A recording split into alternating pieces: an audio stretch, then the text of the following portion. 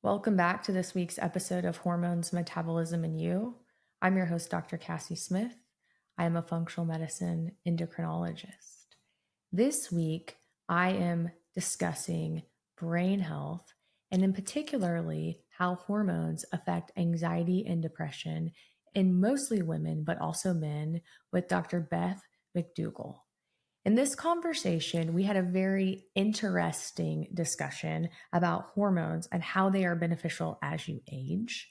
I asked her about our mortality with hormones, and she explained how we actually have lower mortality rates when we use bioidentical hormones, how hormones are actually good for our brain as we age, how HRT and bioidentical hormone therapy allows you to age better, and how hormones actually do not cause cancer. So we totally we go through all the data around this with hormone replacement therapy and cancer, and we end by talking about different ways to supplement hormones. So there are lots of different ways, and we talk about some of the things that you should be monitoring whenever you are doing bioidentical hormones, how you can monitor these symptoms and their metabolites, again, the different types of HRT that you can use.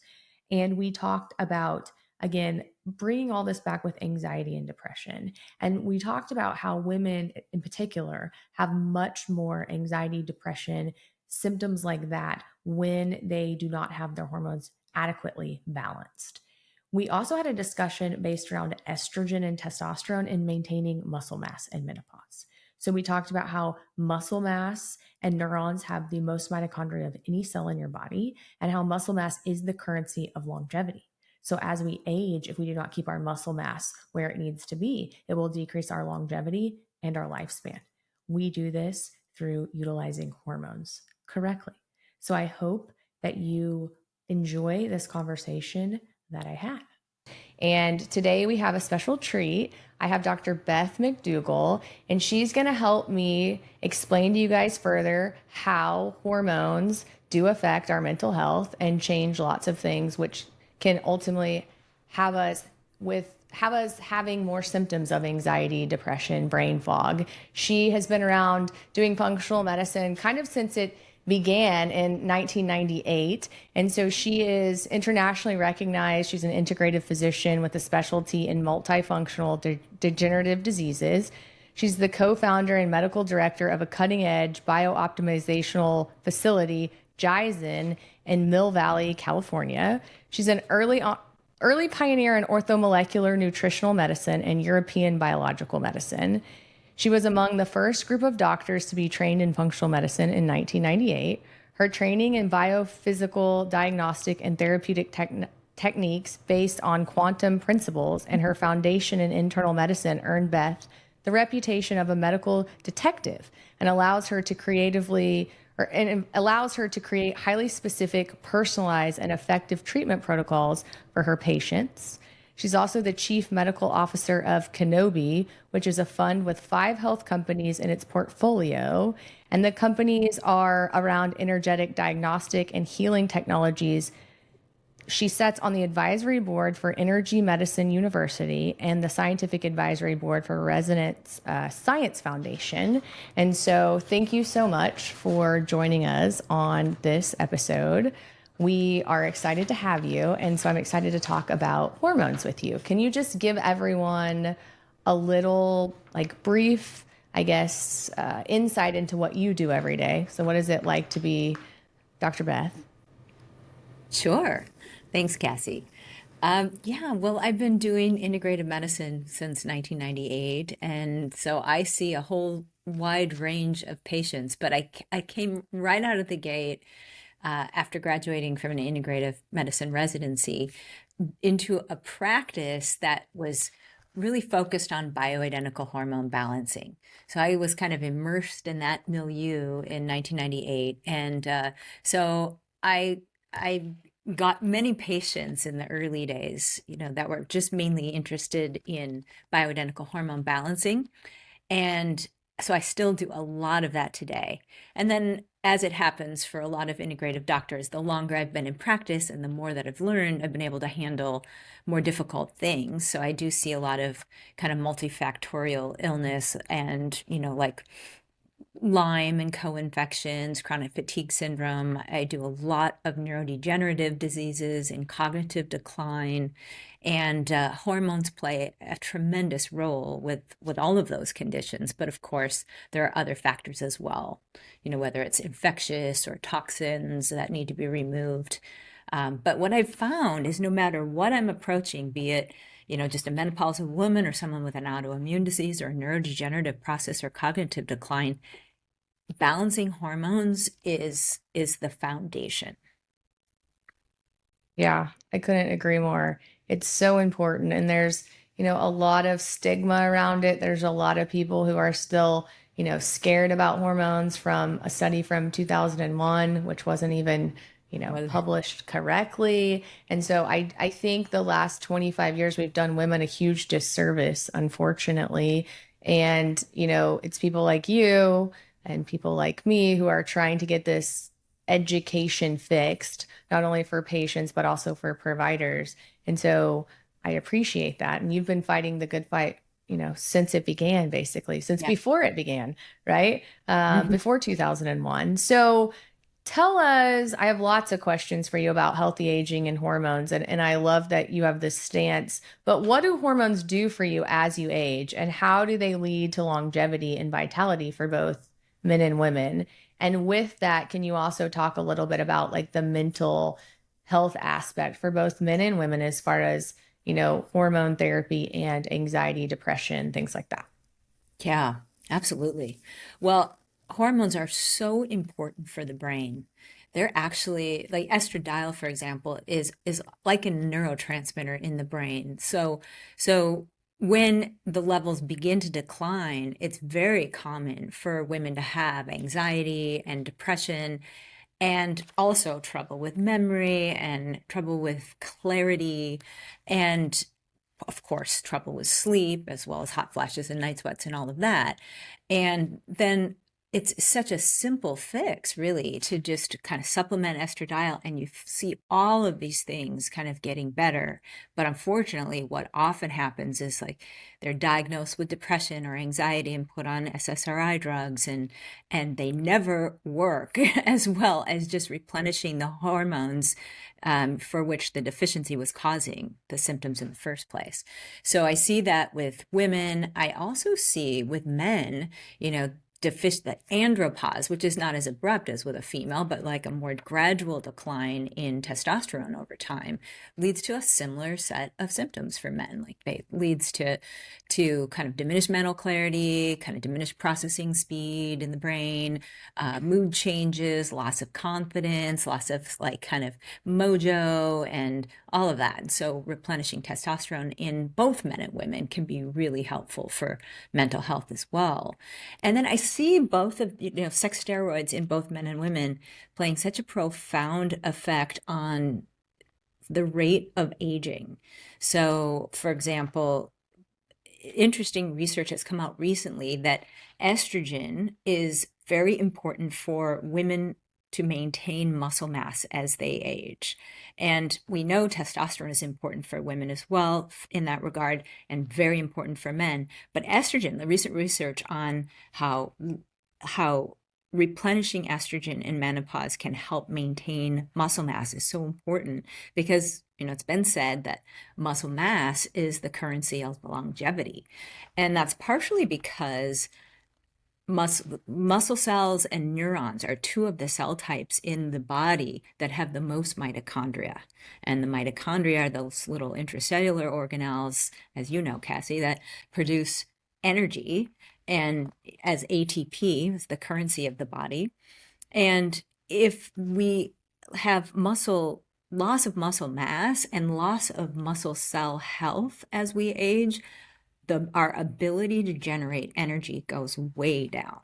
And that impacts those kind of like high energetically demanding cells most of all, the brain and the muscles. So if you can maintain healthy steroid hormone levels as you age, you're going to have better brain health, better muscular mass, and then a better mitochondrial health overall. And very much we age because our mitochondria become dysfunctional over time. Our mitochondria don't become dysfunctional because we age. It's more the other way around, that we age when our mitochondria become less adept at producing energy, or we have fewer mitochondria to do that. Yeah. No, I completely agree. And so we have to be cognitive of that, and we have to make sure we're feeding our body, fueling our body with the things that they need, but also making sure that we have hormones so that we don't age excessively quickly. So, can you address the newest research on hormone use and all-cause mortality? Kind of, Mhm. talking about that. We still have this whole generation of patients and doctors who say, like, hormones cause cancer. You absolutely shouldn't be on them. I know that the research doesn't say that, but do you want to talk to us about that? Yeah, absolutely. And by the way, like you were saying back in 2001 Yeah. that the data that came out of the Women's Health Initiative study was kind of misquoted.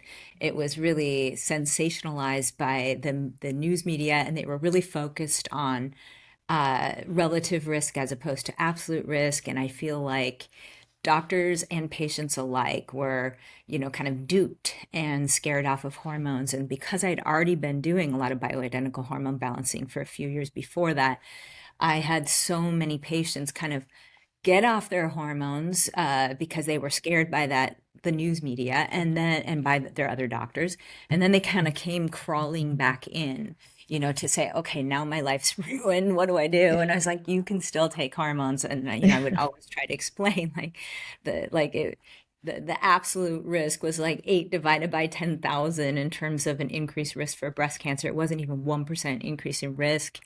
And then I was like, and no one's paying attention to the arm of the study where it was estrogen only, and they actually had a diminished risk of breast cancer compared to the placebo arm of the study. So people weren't paying attention to that at all.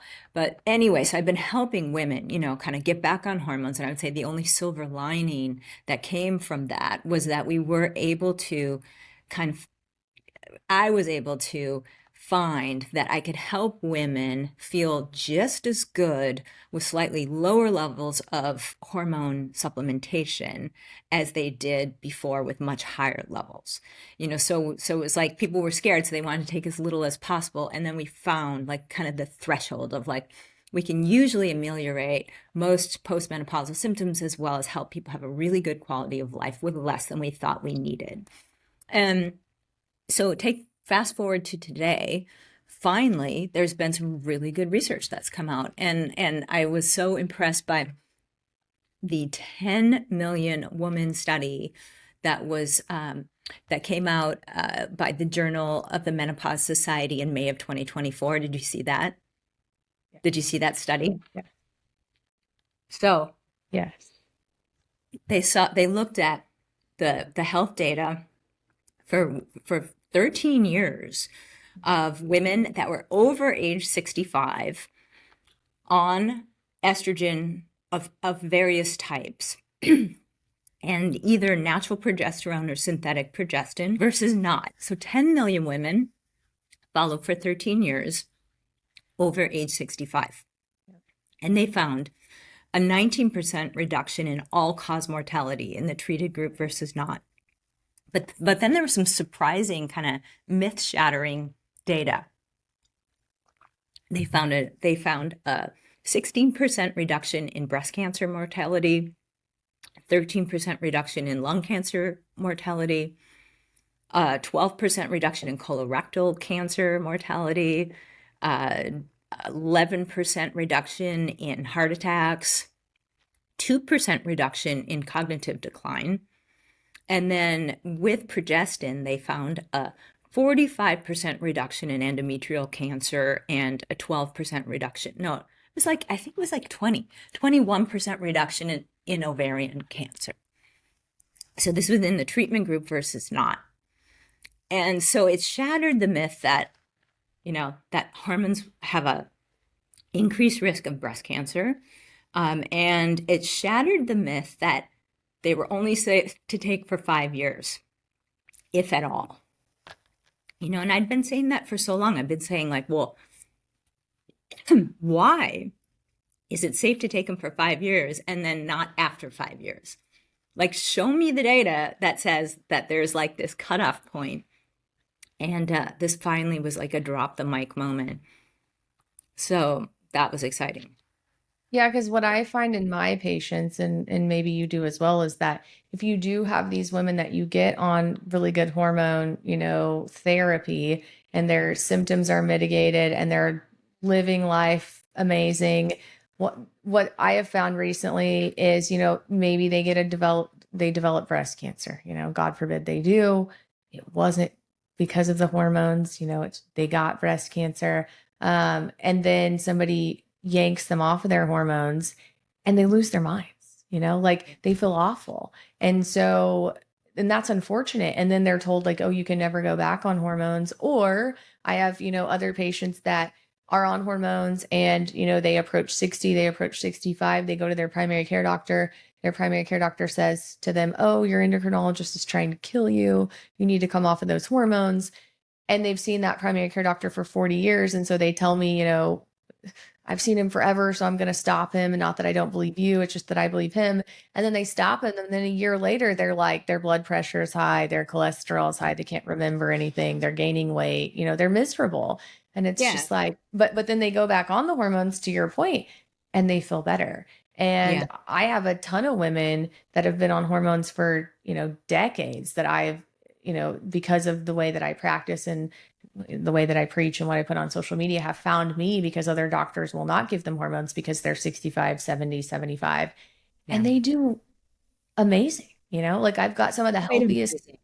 yeah, If some of you the watch healthiest people people I know. age too, you can just see this kind of like departing graph. Like you watch people, and because I've been practicing long enough now, I've watched a lot of people age, and those that stay on hormones tend to age at a much slower rate. Their reflexes are faster. Their brain is quicker. Their memory is better.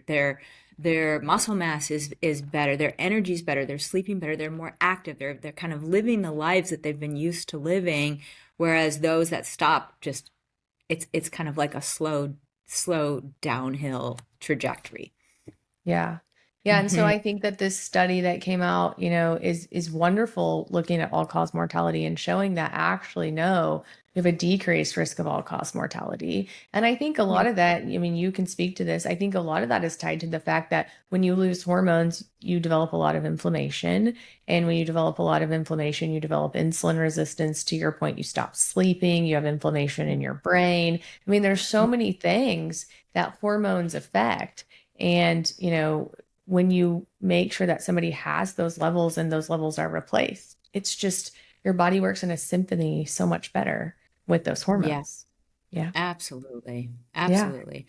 And you were bringing up the point of like people that develop cancer while on hormones. I think it Yeah. was about 2008. Can't remember the authors of the study, but they looked at women who developed breast cancer while on Yeah. estrogen versus women that developed breast cancer not on estrogen. And it turned out that those that were on estrogen, the cancer was typically of a lower grade and less likely to have metastasized than those that develop cancer not on hormones. And I think it kind of speaks to this idea that the hormones create a kind of a milieu that cause the cells to function behave a little more normally as opposed to completely dysregulated. So Yep. that was an interesting study, and I think now combining kind of all of these data together, we're not seeing an increased risk in developing a cancer from taking the hormones, and potentially if you develop a cancer, you're going to have an easier time getting rid of it because it'll be of a lower grade. Yeah, and there's actually been studies too that have shown that if you take women who have had breast cancer and then you follow them after breast cancer treatment and you look at women who don't go back on hormones versus women who actually do go back on hormones, all cause mortality is lower. And recurrent risk of cancer was actually lower in women that go back on hormones after breast cancer. So Amazing. That's I so think cool. that's Yeah. pretty interesting too. And it makes sense, right? Because if your brain is working and you don't have insulin resistance and you're not obese, like what are the two, like this is what fires me up about cancer. The two most common risk factors for developing cancer: age and weight, not Yeah. hormones, right? So if you're Right. old and you're obese, you're probably going to get cancer. Even if Yeah. you're not old, if you're just morbidly obese, your risk of cancer is so large. And like, how do you keep people from becoming obese? Well, you fix their mood, their insulin resistance, their muscle mass, you make them want to move. Hormones, like that's how you fix this. And so it's crazy to me that people still say that and still believe that. How, tell me how hormones affect your brain as you age. Because Yeah. I say this, I say this all the time and people kind of laugh at me, but like heart disease is the number one killer, right? Breast cancer kills tons of people, colon cancer, but none of this matters, people, if your brain doesn't work. Like if you develop dementia, it doesn't matter. It doesn't matter that you don't have breast cancer. It doesn't matter that you don't have heart disease or that you do. Like your brain is very important. So this is very near and dear to my heart as well. So as you age, what happens with your brain and how does hormones affect that? Oh my God. Well, again, just going off my history, it's been so rewarding to treat people with hormones because women will come in like petrified. Like, for example, that they are developing Alzheimer's or something because Mhm. they're forgetting things. They can't remember friends' names. They can't remember movies they've watched, who starred in the movies. They can't even sometimes remember names of places they've been, or they're starting to call things the wrong thing. Like, for example, someone will be like, I'm going to go and pull the milk out of the washing machine, or I'm going to go, Yeah. put something in the refrigerator and but they say dry or whatever. And their family's making fun of them and it's just, but they're truly scared. And you put them on hormones and literally within like 2 days, like their memory comes back. They stop doing the word substitutions. They stop having trouble with name recall and word finding. And it's so gratifying, to over thousands and thousands of women that I've done that for.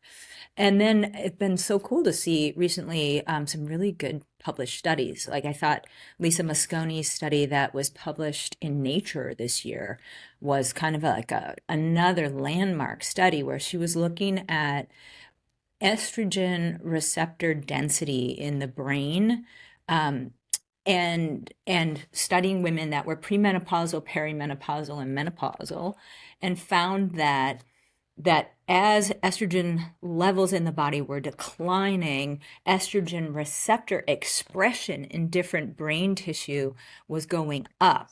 And the density of estrogen receptors were increasing in different brain structures. And the higher the density of receptors, the lower they were scoring on memory tests.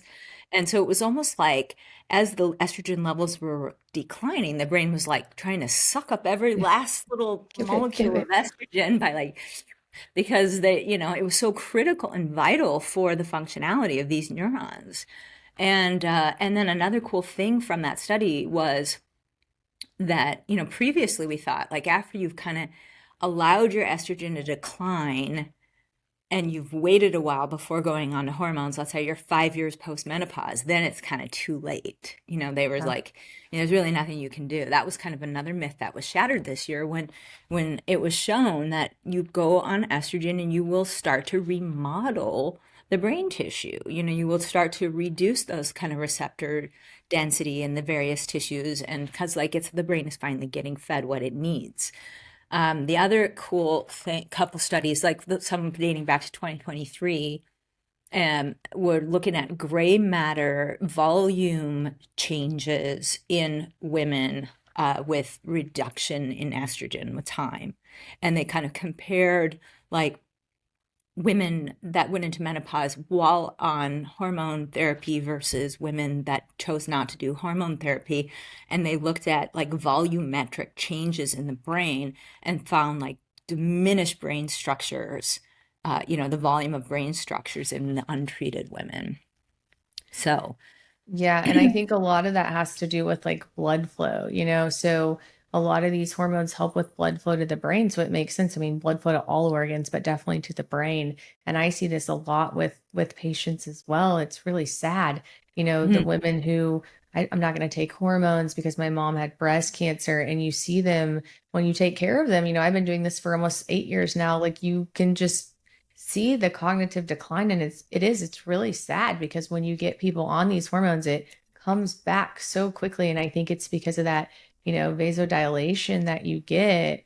And so, yeah, and when you have blood flow to the brain, it also helps with your mood, right? It obviously, like, it's going to help Mhm. with your mood. It's going to help with your sleep. It's going to help Mhm. with your memory. So that brain fog that people talk about, I mean, it is a real thing, but it Mhm. somewhat is reversible as well, which is nice, right? That is the cool thing. Yeah, it's Yeah, almost never too late. yeah, for sure. So, Mhm. what hormones do you pay attention to when you're balancing hormones? And what do you use? Why do you use it? So, what are you looking for? Well, I pay attention to all the hormones. That's I think why I've had a good success over the years.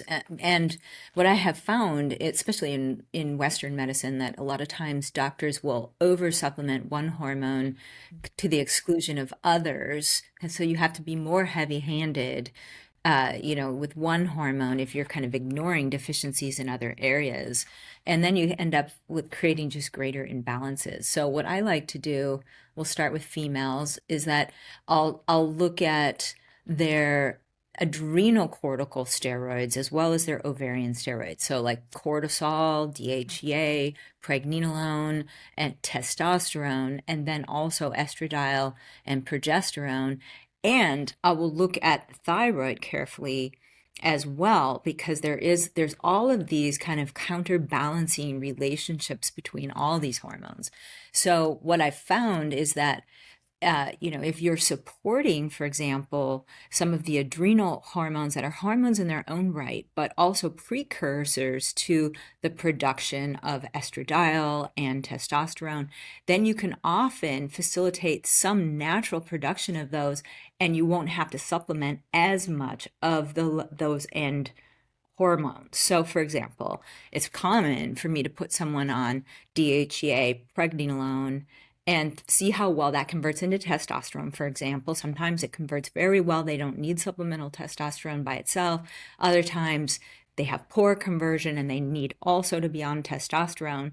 And then you see like how does that convert into estradiol? Perhaps there's a little conversion, so then you can get by with a much lower dose of estradiol and then complement that with some natural progesterone. And then the thyroid plays a huge role. Like I found that the thyroid and estradiol are kind of on a teeter-totter. Like if you've got mild thyroid deficiency, you won't metabolize estrogen as well. So like the more thyroid you have, the more estrogen you need, and then vice versa. The less thyroid you have, the less estrogen you need. So it's like almost like a deficiency in one can kind of like be made worse, so to speak, if you over supplement the other. So you want to try to kind of get everything in good balance. And then for men, again, if you focus on the balance of everything, you're going to have much better results and possibly have to supplement less testosterone. So oftentimes I'll even start off with a guy, if he has got like a mild testosterone deficiency, I'll start off with some of the adrenal cortical steroids that are precursors to testosterone and also hormones in their own right. So DHEA, pregnenolone, I'll see how well they convert into testosterone and then either also supplement testosterone or not, depending on what the needs are. And then also pay attention to how that testosterone is being metabolized. So looking at the conversion of testosterone to dihydrotestosterone, the aromatization of testosterone to estradiol, and trying to work on, kind of blocking the production of those kind of metabolites if necessary. And then again, paying attention to the thyroid as well. Yeah, for sure. And how do you feel about progesterone in men? Do you? Yeah, I mean, I haven't. done much with progesterone in men. I know some people do. It just feels to me not physiological. Men have a little progesterone, but not a lot, you know? So it's Yeah. like supplementing it, you're going to end up with more than they would have naturally. Yeah. And I'm a big proponent of pregnenolone, and you can give that to men Hmm. as well. And so Yeah, I that's use kind of that a where I lot. tend to start with sleep. Obviously, Hmm. fixing testosterone helps their sleep as well. But yeah. Hmm. Hmm. Yep. Okay.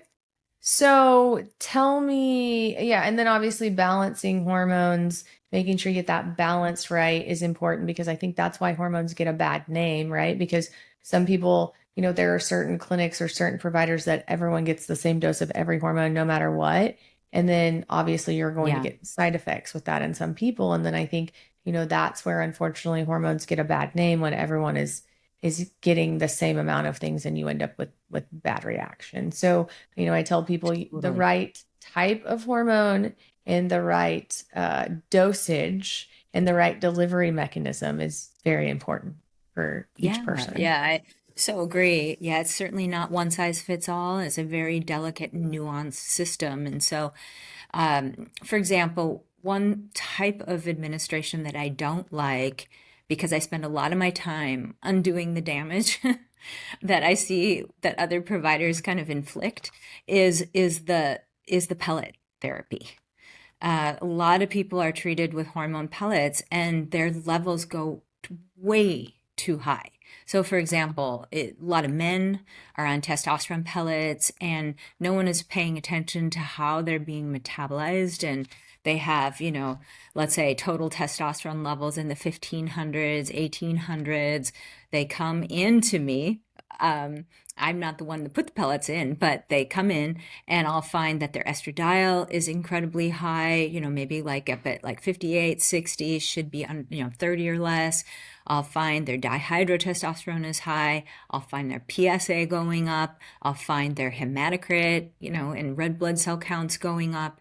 And so we have to just kind of undo all this damage. And then they have to just kind of, we're compensating for this and compensating for that and compensating for this while we're waiting for that super high level of testosterone to kind of like, fade out of the system, which can take months. And so I much prefer a type of administration that you can adjust, very readily. So whether for men it is using a transdermal testosterone cream or a weekly or two-time weekly injection of testosterone cyprinate or something like that, where you can quickly change the dose if your metabolites are too high, or you can kind of begin to course correct sooner. And you have the power to do that. Like with pellet insertion, once they're in, they're in. You really can't go in there and dig them out, Um, so that's what I favor it for men. And then for women, I think that there's a quite a few different ways you can go about it. So for women, most of my patients and myself, we kind of favor the bioidentical estradiol patch, because of the kind of steady delivery of the hormones. It's like, this is a bioidentical patch that you apply to your skin, and the hormones are metered into the bloodstream in a very steady manner throughout the life of the patch. The patch lasts half of a week, and if someone's good about replacing the patch on time, you will have a fairly steady state of hormones. There'll be a tiny bit of a drop off at the end of the patch life, but it's not too abrupt usually. So that's one way for estradiol supplementation. And then I do like hormone creams. So we can compound up hormone creams either with estradiol by itself or a biestrogen type cream that has estriol and estradiol in it. And usually if that's supplemented twice, the levels are fairly consistent. If you have a super thin woman, you do get a little bit of a roller coaster of kind of like an up and then a down, and then again apply later an up and a down. So it just depends on how sensitive someone is to the fluctuation in the estrogen level. But usually you can keep it pretty steady and smooth with an estrogen cream. And then there's troches that you can create that are kind of under the tongue, with biestrogen or just estradiol. There's of course vaginal types of preparations that you can make.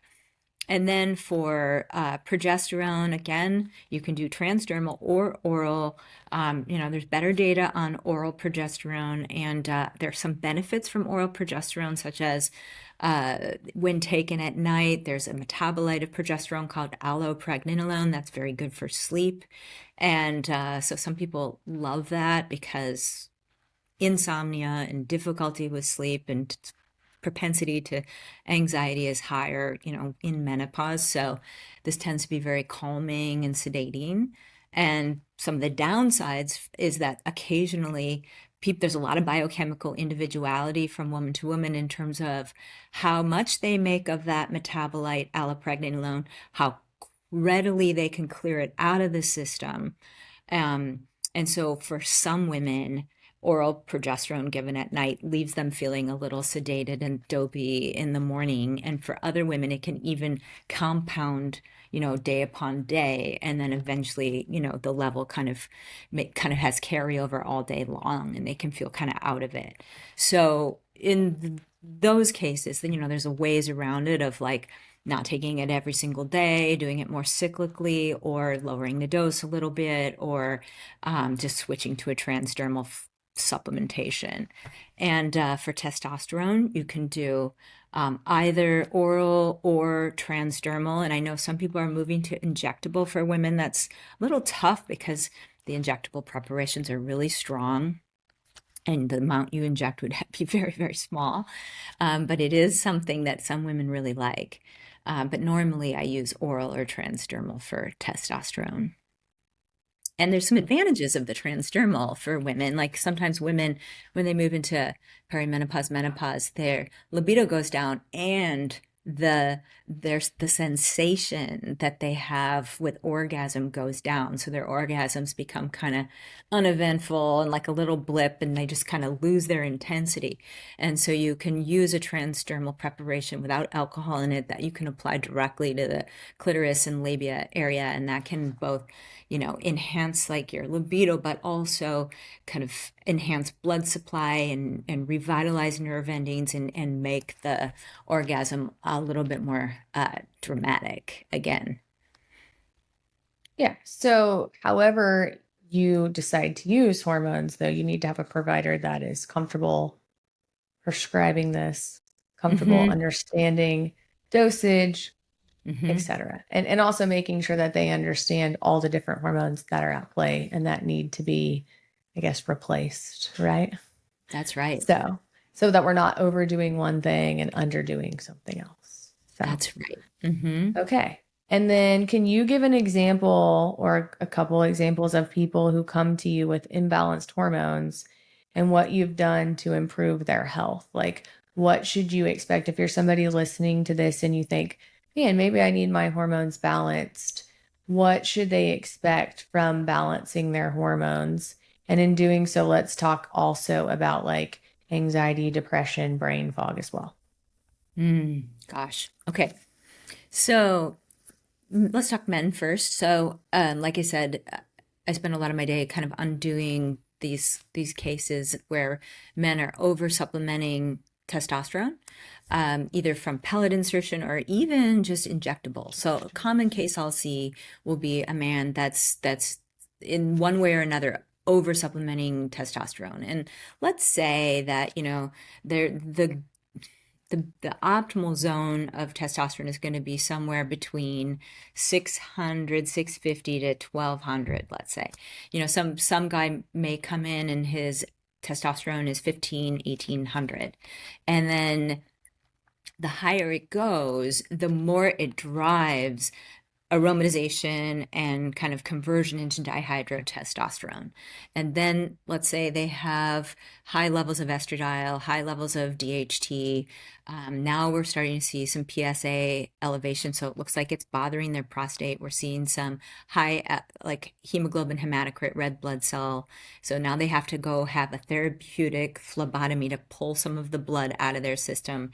And you have to put them on kind of aromatase inhibitor, like whether it's natural, like something like chrysin, or a pharmaceutical, like Proscar or the one for the one for hair loss, Anastrozole. propacia, excuse me. Or you have to kind of do things to augment like the clearance of estrogen out of the system, like calcium D-glucarate or something like that. But a lot of times what we can do to fix that is to reduce, either wait for the pellet to clear out of the system, or reduce their injectable to a much smaller level. And then when you reduce the conversion of the testosterone to the metabolites, estradiol and DHT, that simultaneously will lower those metabolites and raise testosterone at the same time. So you can often get by with less and end up with a better result, particularly if you're also supplementing some of those kind of adrenal steroid precursors, like we were talking about earlier, DHEA and pregnenolone. So that would be like an example of a guy that comes in, and his hormones are imbalanced, and what we have to do to fix that. Unfortunately, I'll see sometimes that, someone's had imbalanced hormones for long enough that now he actually does have prostate cancer, and then that's a whole different discussion of like how to handle it going forward. For women, and you want me to kind of tie this back to the brain, so sometimes women will come in and they, either are not on enough estradiol, and so that's not enough to improve their anxiety, their depression, improve their sleep.